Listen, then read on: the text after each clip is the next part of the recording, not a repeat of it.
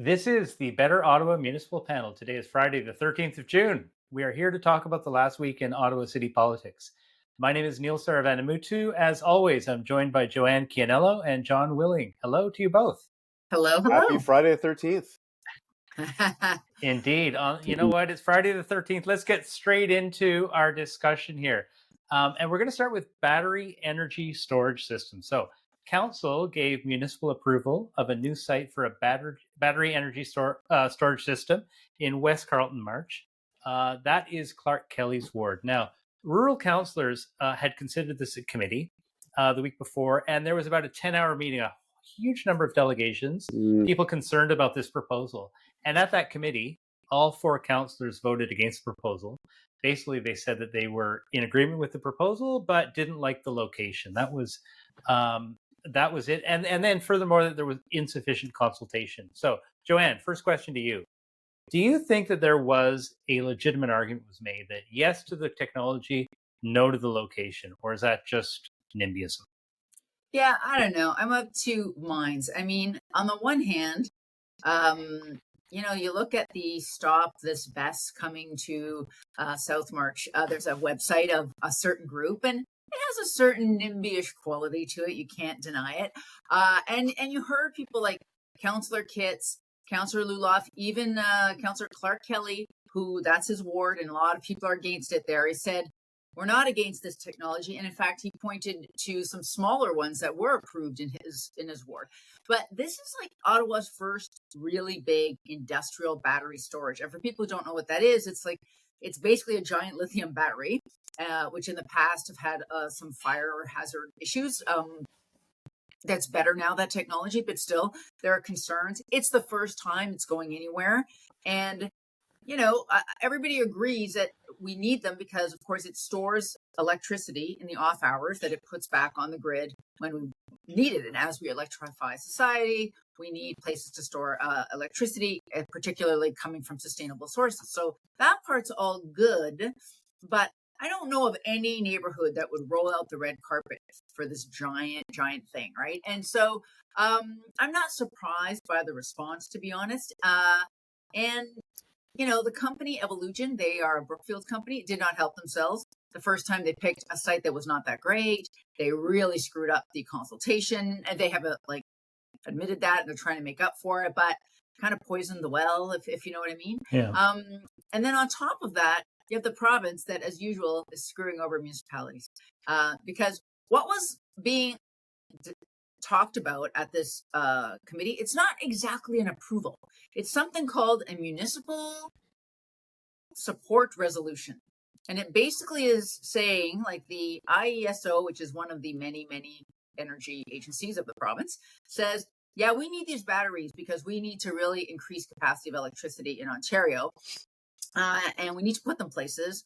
But as part of goodwill measure, it's not that goodwill measure to municipalities, we're going to ask that you want them, right? So we're going to ask you, do you want to have one of these? But it's not a real question because we have to have them, right? And so when it came, there's not that many places you can put them. It has to be a certain distance from transmission line. It's inappropriate to put them like in really built up areas of the city. And so it really goes to rural areas, and it's a big schmozzle, right? I mean, council is always going to approve this. But what they did do was say, okay, and I understand this, you want people to have their say. So they said, okay, it's going to go to AIRAC first because people can make public delegations before it comes back to council. But like even Clark Kelly said, he already knew it was going to pass at council. So it goes to AIRAC, and everyone hates it or is concerned about it. And I have to be clear, like everyone would be concerned. This is never, no one has had one of these before. They don't know how it's working out. But most people realize that you also need it in society. So it's a very, very fraught situation. And of course, I went back to council. Also, on the one hand, the province says, we'd like you guys to sign, you guys can say whether you support it. But then the energy minister writes a letter to the mayor in April saying where the heck is your MSR? You are holding things up. Let's go chop. So it's a big mess. But in the end, what happened is what we thought was going to happen. And that is council has, of course, approved the in principle that it would have this big battery storage system, but it still has to go through zoning. It still has to go through environmental assessments. There's still lots of time for people to bring it in. So, well, actually, Joanne, just on that note, I want to turn to you, John. So there will be, Joanne, as you say, there will be more opportunities for people to speak up. But is this what we should always expect with sort of any new technology, anything new that's coming into the city? Like, when wind power, for instance, when we have to deal with that, are we going to be going through the exact same debate? Probably. Yeah, and like we had we had similar debates, quite frankly, with when we introduced a new technology to our transit system, right? Electrifying the transit system with trains, and where are these going to be? Where are these substations going to go? How is that going to work across 12.5 kilometers of rail? So, I mean, in short, to your but they question, didn't let it go to committee. And I mean, I talked a lot, and now I'm interrupting you, John. So I apologize. But okay. like that's the other thing. When I say that the province is screwing the city, like if they wanted to put in a like an energy switching station, which are more like dangerous, like they can just put it wherever they want, right? Or a cell tower wherever they want. Like they don't go and have committee and people come out when they just put it where they want, right? So I don't know, like how's it going to work? Like this is a battery storage in one area, which I don't think is going to end up being very controversial. Like, but what if it's like, oh, we need a wind farm? Like then what happens? Yeah, wind Yeah. farms. Yep. And it's funny to your point, Joanne, like how the province is offloading the consultation to their creature, the municipality, and let them take care of the consultation, right? And so I think, and you saw the frustration manifest around certainly the council table, and we could talk about two of the councillors who flipped their vote here in a second. But you can see some real frustration with the process that was kind of foisted upon City Hall from the province. Yeah, well, John, I want to pick up on that point. I want you to lead off on this. That it went to committee, and there were 4 councillors, and all 4 councillors opposed this at committee. It goes to council a week later, and 2 of those councillors have flipped their vote and now support it. So, I mean, I'm a bit confused by this. Like, shouldn't councillors have like principles, and shouldn't they be saying the same thing in one group as they would in front of another? Yeah, it's interesting. So we're talking about Councillor Kitts and Councillor Luloff here, right? And listening to their 5 minutes, if it was 5 minutes at council the other day, they were working through the process of explaining why they were approving, they were going to vote in favor of the project ultimately. They really teed off on the process and on the consultation, and they were really giving. I guess they felt sorry for Councillor Kelly and having to deal with this. And actually, a lot of councillors were patting him on the back, saying, good try to like work with the proponent and work with your citizens and try to get information. But you're in between a rock and a hard place, is what councillors were saying to their colleague. And so with, hearing Councillor Kitts, she sounds like she was really interested, and same with Councillor Luloff, in the technology and how it's important to the province and maybe the country too. And so I think that's where they landed on the debate finally at the end of the day, not so much about rural land issues, but the technology and its importance to our grid. And, I was thinking about it. I haven't really thought about committee votes and council votes this way before so much, but perhaps, this is an example of how these 2 committee members cast a vote to support the mandate of the Agriculture and Rural Affairs Committee, but at council, the greater conversation or the greater concern about energy storage and energy in general won out, and that's where their vote ended up at council. That's the way I can rationalize. I don't know, John. Seems like a bit of an excuse to me, but how about you, Joanne? Well, it's interesting because Matt Luloff basically said he was going to do that at committee. If you go back at the end of the committee meeting at Eric, he said basically, and I don't know if this is good or bad either, but he said, he had already promised Councillor Kelly that he would vote with him at the committee level, right? Because to show solidarity, I guess, with him. And he said, yeah, I am going to keep my promise to Councillor Kelly to support him in his opposition to this process, but I reserve my right to have a different vote at council. And actually, John, to your point, it's an excellent point. How do you represent ERAC, the Rural Affairs Committee and constituents, and how do you represent your city? Because he said he heard from his own constituents in Orleans that we really support the BESS. Like we want this and we want this technology. And you heard Catherine Kitts saying, she thinks about, preserving farmland in her ward. She says there's a lot of development. She worries about that, of losing farmland, but she also knows there's a need for housing. So how do you balance that? So it's interesting because they kind of basically just said, yeah, we're going to vote for this here, but we're, against this at this committee, but we're going to vote for it at council in a different way, which is, I don't know. Like, I don't know how constituents feel about that. I mean, I give them points for being open about it, but what that means for governance, I'm trying to get my head around it. I don't know. What do you think, John? Well, just quickly, we're trying to figure out like why the councillors actually changed their vote between committee and council. I don't know. I don't know exactly what's going on through their mind, but we do see like Councillor Luloff did go to his Facebook page to explain why he voted the way he did. And the one quote that stuck out from that response to his constituents was, "Energy sovereignty is national security." So he was very more concerned about the future of energy storage, how we govern our energy supply in this province and maybe the country too. And that's what his explanation was. But to Neil's point, like, I'm sure energy sovereignty was important to him when he was at Iraq, right? So. Yeah. I mean, I'll be honest. This idea of being able to say one thing to one group and a different thing to a different group, that doesn't really quite sit with me.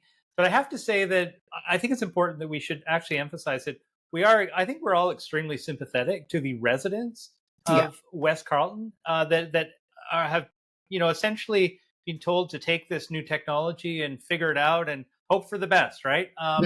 Change is always hard for everybody. And it's got to happen first somewhere. And that's, that's what's happening here. They do get $250,000 a year. I don't know what happens with that, but good. Is that not good? Yeah, which was good. Okay. Like, absolutely, they should. Yeah. Okay, let's move on to topic number 2, which is council got their midterm scorecard, and it was discussed at council. It included performance indicators. It was more than 50 indicators. Like, it sort of went through and counted them up one by one.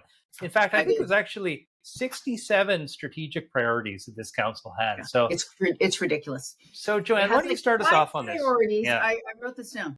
And I'm very excited because I do some work with Strategy Corp, a little plug for them. And I worked for a year in management consulting. And this is what they do, strategic plans. We do not do Ottawa's because we would never have this many. So I'm calling my colleagues. I'm like, what do you think about the number of, indicators? Like, how many are that? Like, there's, 55 indicators and more than 20. Like, there's like 28 objectives, and they're like, that's very.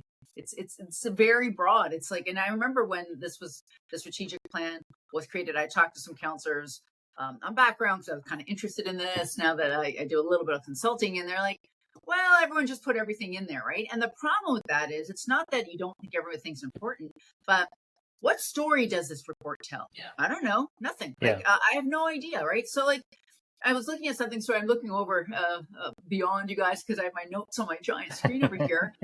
But, active transportation trips. Okay, it's not really going up very much. It's flat, so that's not actually good. But even if it was getting a bit better, like, is it because people bought bikes? Is it because they got like better infrastructure? Or like, we're going to help. One of them is the objectives is help people open more businesses, and keep them open. That's a good objective. But the measurement is how do you have I believe the measurement is how many business permits were open. I'm like, but and they openly say in the notes, like, well, this is a post-pandemic thing, right? So people are opening it as like, does it have anything to do with the city? Like, they have an ambassador program. Why don't you tell us how many people use the ambassador program to open a business? Or transit is the best, right? Like, you can't say, like, I have the numbers on it too. So it was like, oh, look, the numbers went from 67 million trips a day they were in 2024, 67 million trips a day in that year from 50 million. Well, the baseline is like at the end of the pandemic, right? Like in 2018, it was 96 million. So we're up to, 64 million. So like, it's not a helpful document. It's very hard to read. Well, how about, let's John, why don't you jump in?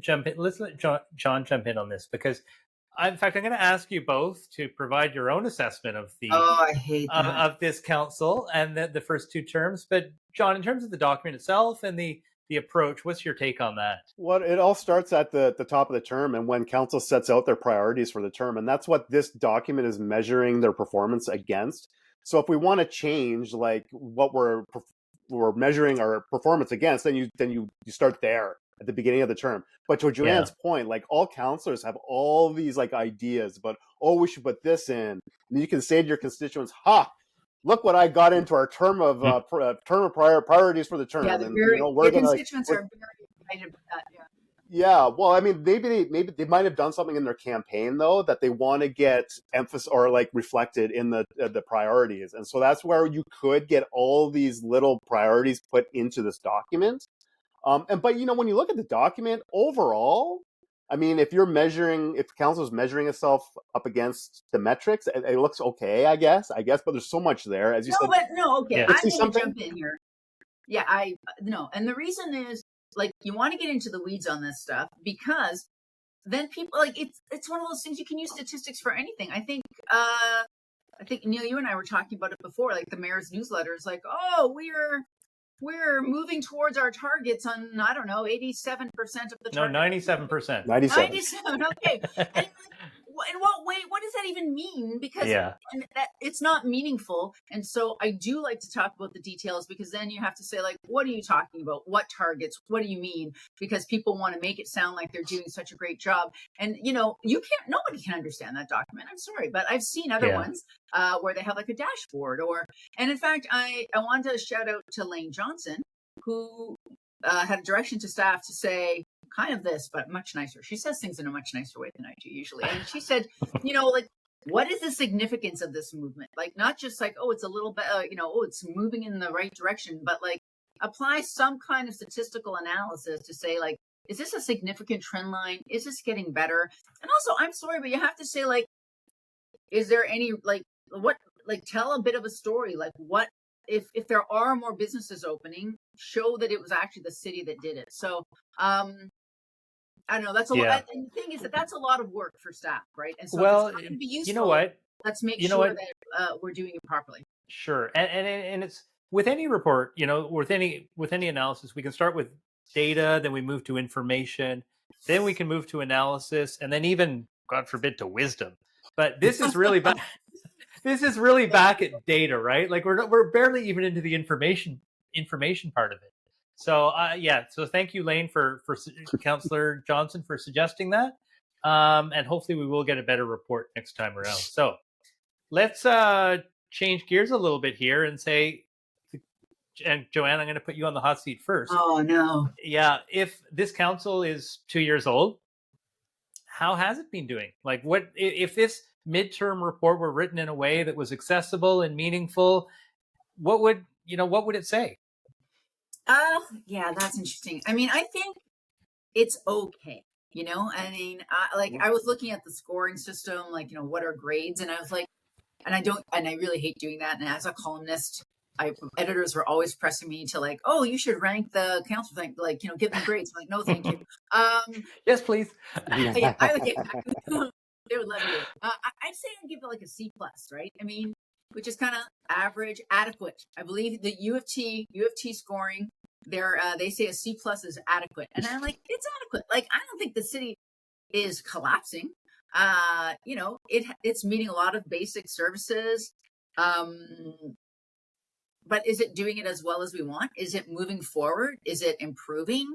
Is it excelling? I think it's hard to say that it is in a lot of ways, right? I mean, there's, we'll see. We have like LRTs coming on. We'll see how those work. But like, the downtown revitalization not going well. Actually, that is actually in the scorecard, right? Like vacancy rates. And also, but it also has like competing problems. Like, so it's like the foot traffic is up, but the retail vacancy is also way up. So, what's working there?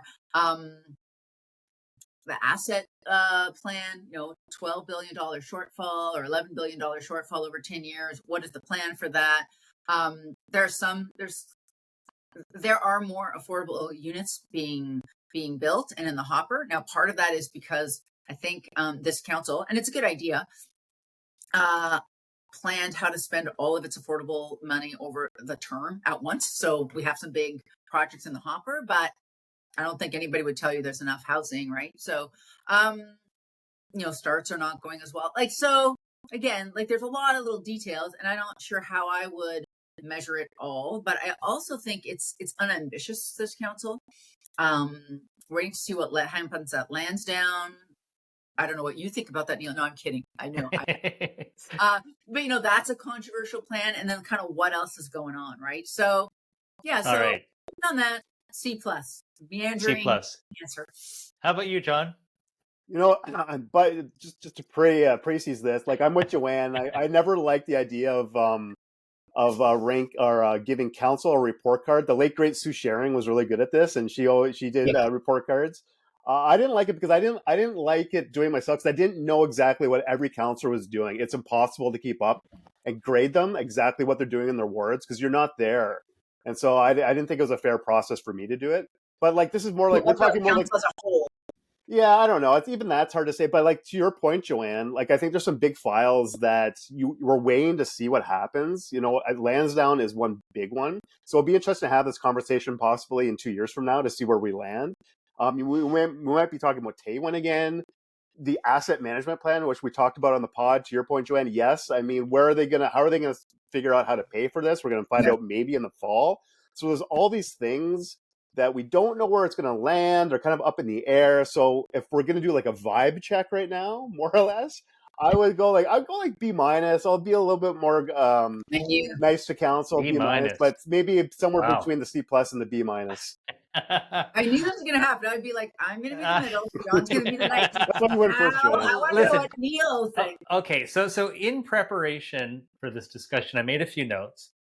And essentially, I thought back and said, okay, without looking online at any news reports or whatnot, what has this council done well, and what has it done poorly? And then also, when you think about what do residents really expect this council to work to make movement on, how is it done there? So, if you think about what residents want, I would say number one is let's have a transit system that works.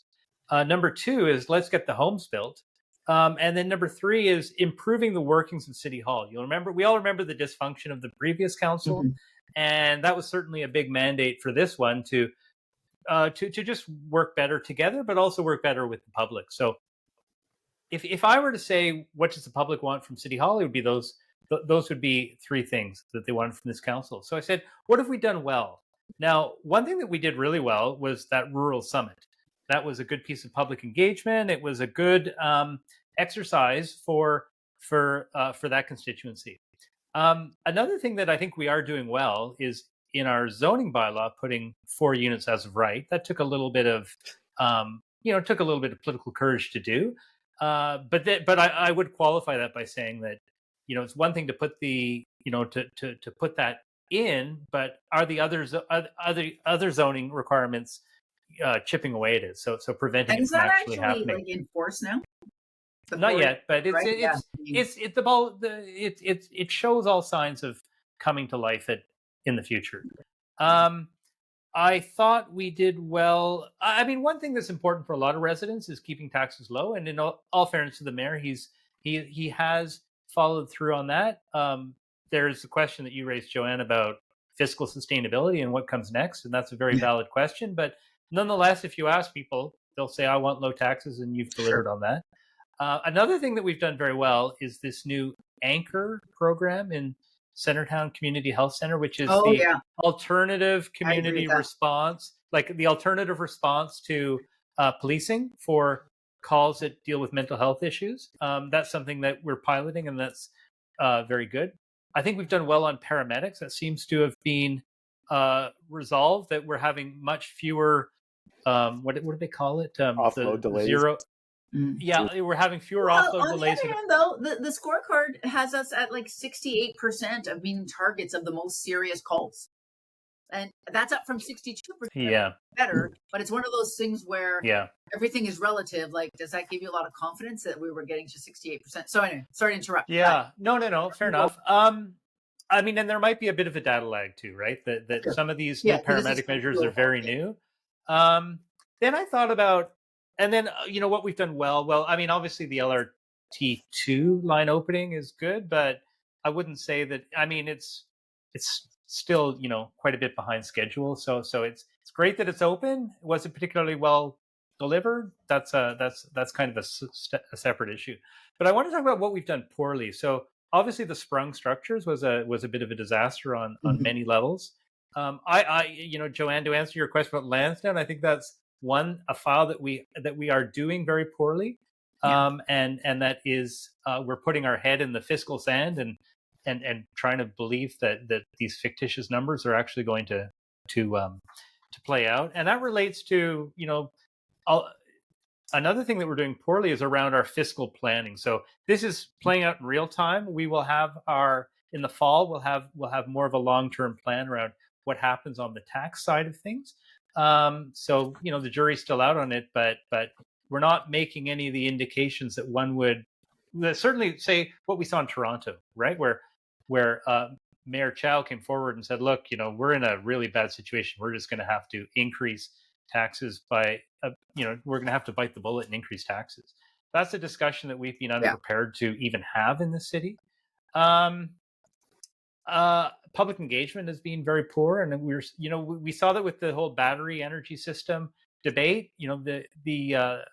That was, I think, one of the main issues that the councillors were particularly furious about.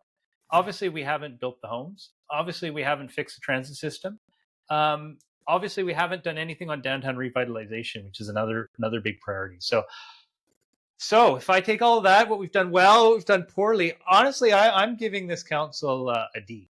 Sorry, but that's it's just not compared to what we could be doing. We're just we're just not there. And Joanne, I think it comes to your point of ambition. We just don't have any ambition. We just seem to be responding to whatever happens to come up. We don't really have much of a proactive forward agenda that I see. Yeah, and I agree that with some of the good things, but they're good because that is what people promise. It doesn't mean it's good for the city. So sure, the mayor promised to keep taxes low. I like to lower taxes, but we're literally the only city in the province that had their tax increase that low, right? Like Peterborough, London, all of these places, and early on their terms, right? And then that is on a decade of Jim Watson also keeping them at 2%, 2.5%, and now we see we're way behind. We have a giant infrastructure gap, right? So on the one hand, yeah, it's good that that's what we expected. Also, to the point that this council gets along better. Sure, I don't want to see what happened last term.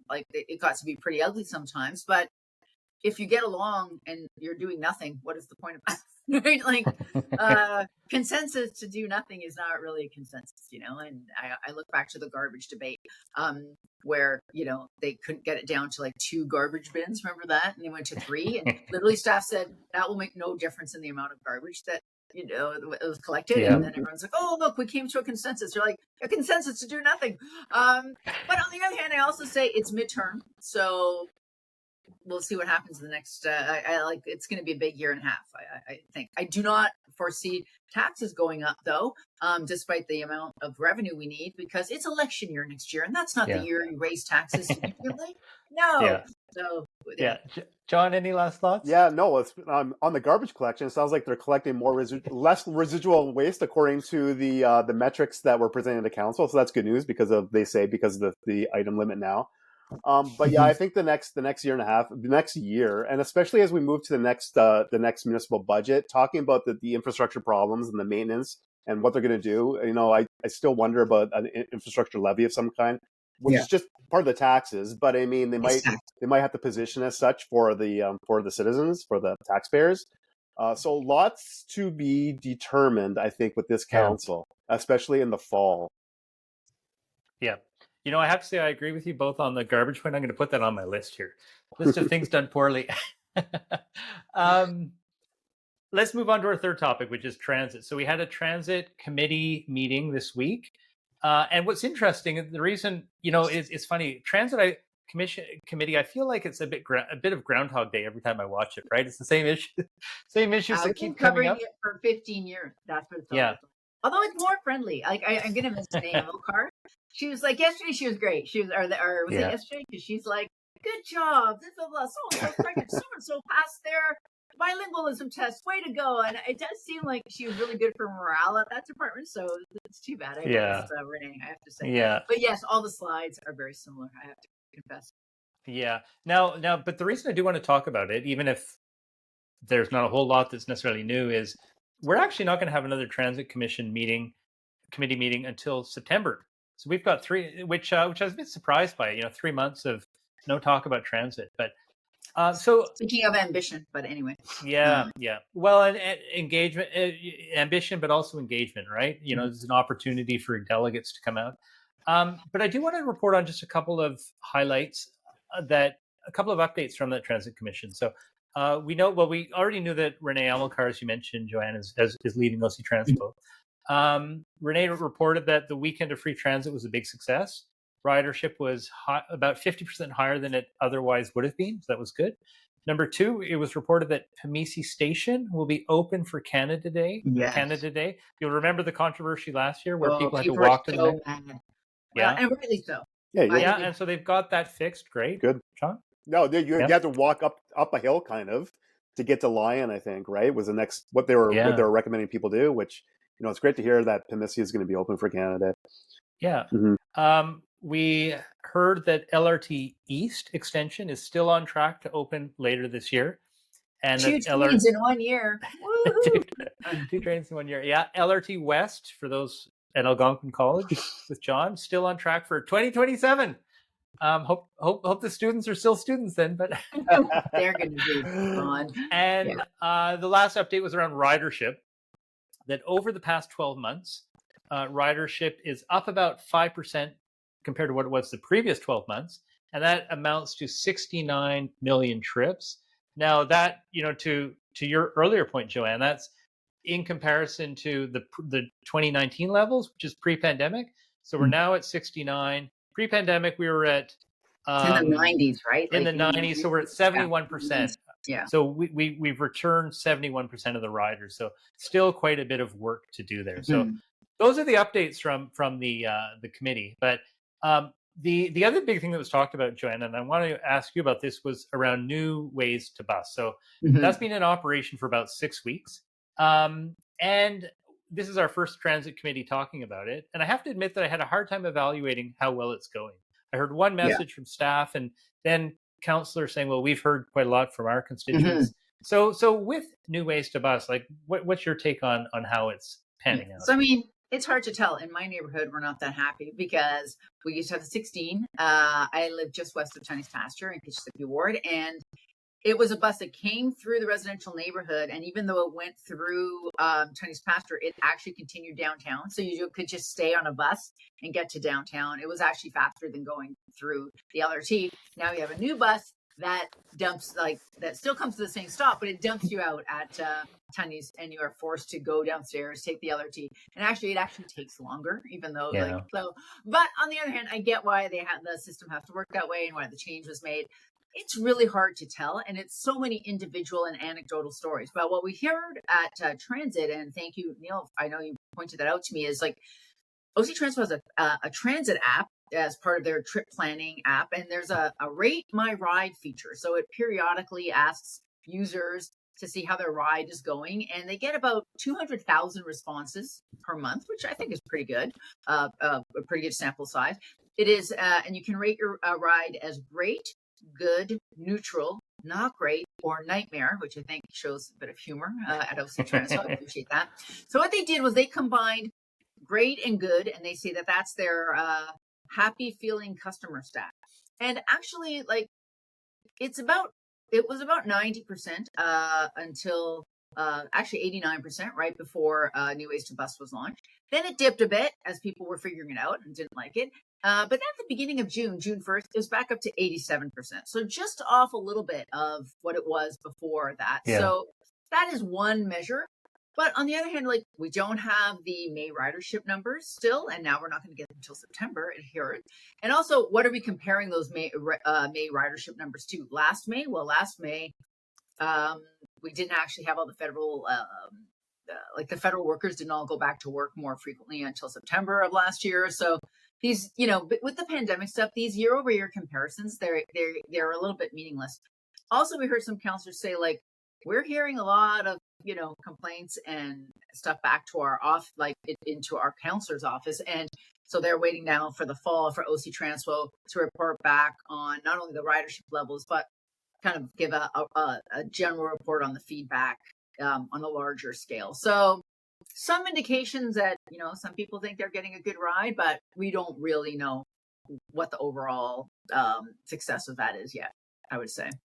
Yeah, Joanne, you mentioned the transit app, and I'm glad you did. It's funny, you know, during the meeting, Councillor Leeper was asking about the transit app, and John, you're a transit user yourself. Do you actually use what that app? Like, it's not an OC Transpo app, right? It's actually an app. It's called Transit, and it's for the whole world essentially. It's green.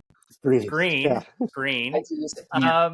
And it's different transit agencies use it to, you know, and it's extremely good. It's And great. as Joanne mentions, it's got this feature, right, you know, built into it. Like, as you're riding, like, how did it go today? And I have to admit that I think people give like quite genuine responses in the moment. So it's a you know, it's probably better feedback than you get from a telephone survey. It's kind of bizarre that like OC Transpo doesn't have its own, you know, but I don't know. This one works great. I love that. I found like the whole idea of a transit app in the city has been very confusing to follow, because there have been a lot of third-party developers who've taken transit APIs and like developed their own apps, Yeah. and so you don't know which one really to trust or rely on, and no one's really had. But this one sounds pretty good. To your question, Neil, I don't use it. My transit habits are mostly like frequent buses and the LRT. So like I'm not really looking for my next trip necessarily, like some people would maybe on like the smaller bus routes, waiting to see where their next bus is. But I'd love to try this out, because over the years I just don't. Honestly, I think I've like downloaded and deleted so many transit apps to try to find the best one. So maybe this is my dream app. Well, listen, just on that note, this is the real deal. Okay, so it's the transit app for anyone that wants to use an app to be guided through the OC Transpo experience. And actually, OC Transpo have bought some sort of bulk purchase so that we all get an upgraded experience. We all get a premium version of the product. That's very cool. Anyways, worth downloading. John, I want to turn to you on the question of fare enforcement. We've talked about this before, and it was covered in. We had an updated transit committee, and we were told. I'll just give the numbers here. There were 2,700 tickets issued over the first 5 months of the year. So January to May, 2,700 tickets. And that resulted in $178,000 in tickets collected, money collected. Not just tickets issued, but money collected. So 2,700 tickets. Councillor Brockington sort of pointed out that if you were to divide that by the number of days, and staff sort of corrected him for the actual number of days, but what he essentially pointed out was that we were issuing about 25 tickets a day, and we've got 12 fare inspectors. So our fare inspectors, you know, like issuing 2 tickets a day, and you know, staff pointed out that they have other jobs to do in terms of helping people navigate the system and whatnot. But John, like, you know, if I look at my back of the envelope calculations and I say, if we're getting like $178,000 collected over what's almost half the year, and we've got 12 fare collectors on the other hand, which is, you know, like easily $1 million worth of salary there, is this worth are we losing money on this? And if so, like, is that okay?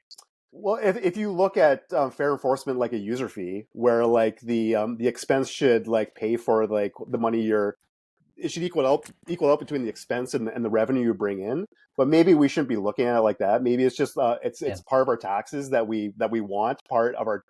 Maybe not. Maybe a lot of people do. Maybe a lot of people don't. I don't know. But we don't have a free transit system. We don't. People have got to pay for the most part to ride the transit system. So I think that there needs to be some kind of enforcement level. I think there's a desire to have some kind of enforcement. So until we have like infrastructure where it just like kettles people into one door of a bus, you know, or something like that, or like fare barriers at LRT stations that are like rock solid that you can't slip through, this is what we got.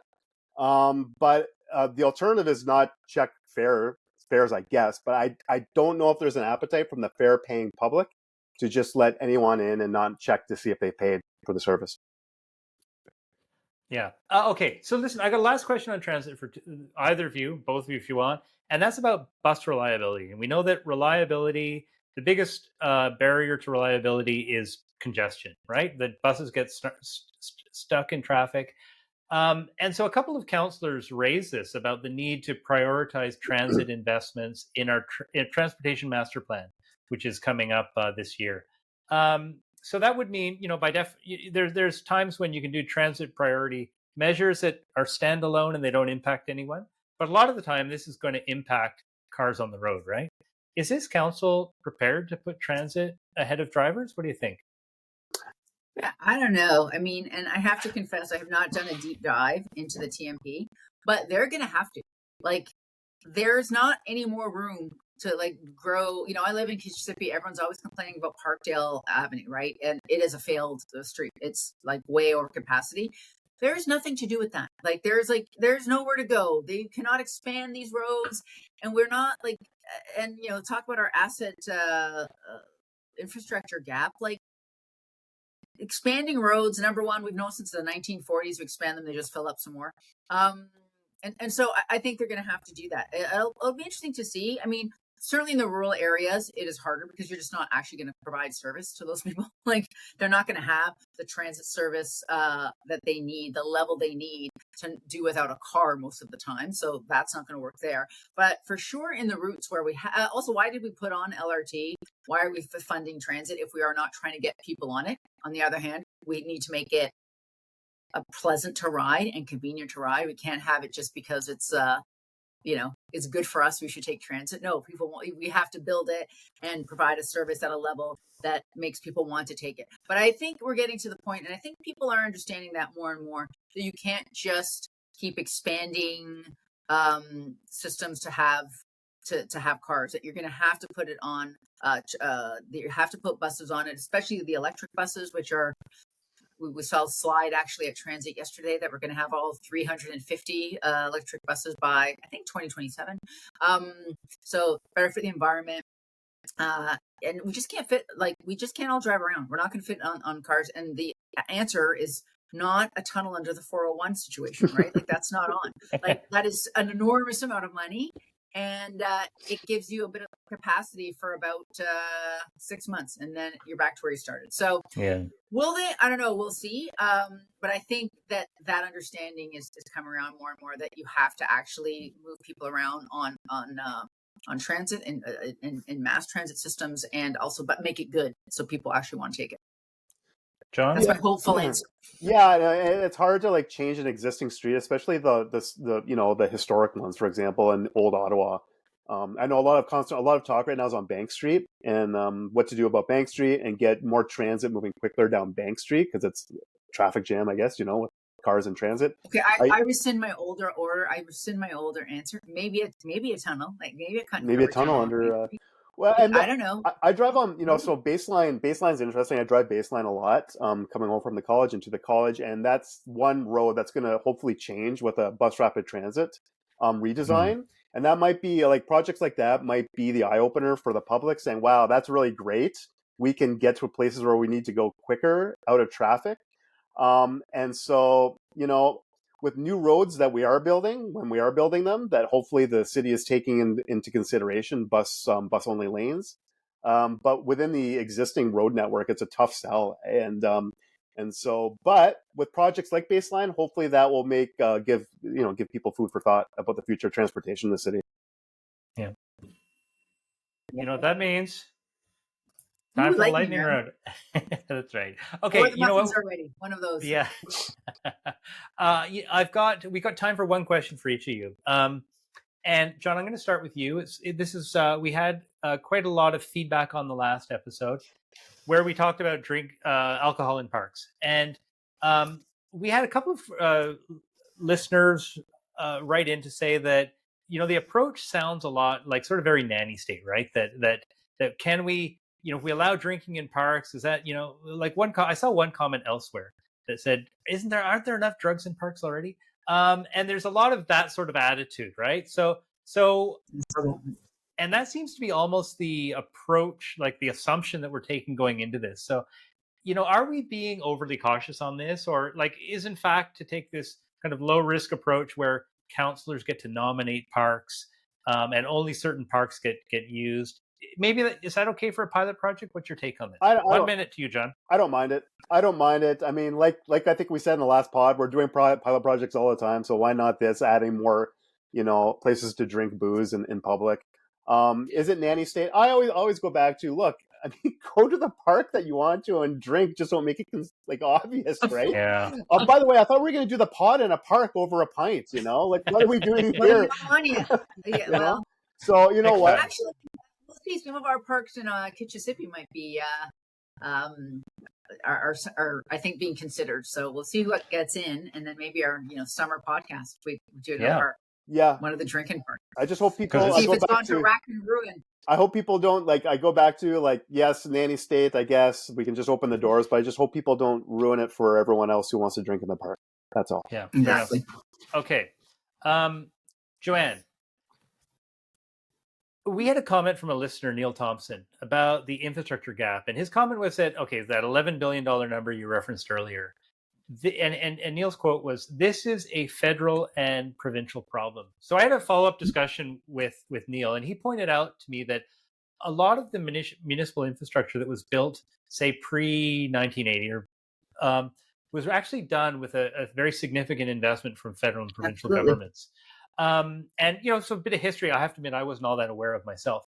So when we look at the funding gap, we've talked about this $11 billion over the next 10 years, but there's a horizon beyond 10 years that looks a lot scarier. So can the city pay for that? When we look beyond that horizon, can the city pay for all of this without some serious help from federal and provincial governments? I doubt that very much, because I don't see that where people have the political will and fortitude to raise taxes, the amount they're going to have to raise them to actually cover it. But we're going to have to raise them a bit more than we have been, right? Like, we're falling behind. I mean, to Neil's point, the other Neil, absolutely. Anybody who has the misfortune to sit beside me at a dinner party is going to hear about the fiscal framework problem. Speaking of drinking, it is a major problem, but I don't think we're going to get there with the feds and the province until we show that we are also trying to do our own part of this, right? So I think we were chatting earlier that at the end of, council this week, Councillor Dudas actually was asking for a list of prioritized road projects. I hope I have the right councillor on that one. And it's a great idea. And it's also one of those things where you're like, why don't we have that now? Like, we have a list of capital projects, but not prioritized in the way we're going to do them. Apparently we're going to get that in 2028, which is a ways off. But still, how are we going to pay for them? And I think Councillor Leeper talked about them. Oh, come on. It's difficult. Keep going, Joanne. Easy. No, but I'm just saying, Councillor Leeper pointed out that, look, we all want roads to be better, potholes, and not even just expanding roads, but just improving them, potholes, cyclists, everybody needs better roads. And we don't have enough money for it. And he says, we're trying to rejig the pieces of the same pie. What we need is a bigger pie, and that's basically taxes.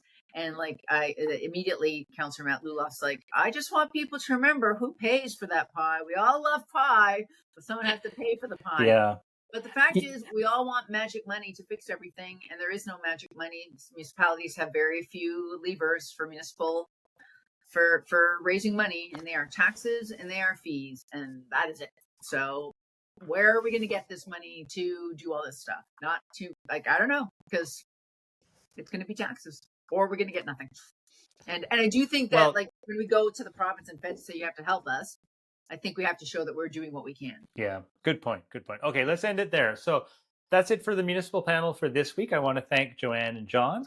I want to thank everyone for listening and being with us today. Please leave us a comment. We'd love to hear your thoughts, and we will, as you see, respond to them in the next meeting. So we'll be back next week. Until then, this has been the Better Ottawa Municipal Panel.